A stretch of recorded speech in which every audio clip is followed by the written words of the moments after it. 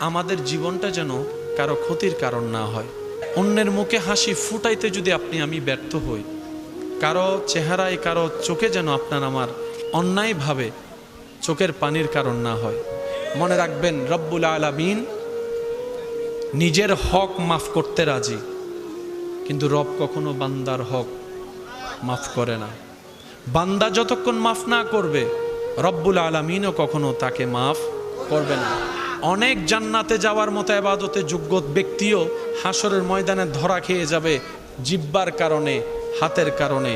তাই তো নবী রাহমাতুল্লিল আলামিন বলেছে, আল মুসলিমু মান সালিম আল মুসলিমুনা মিন লিসানিহি ওয়া ইয়াদিহি।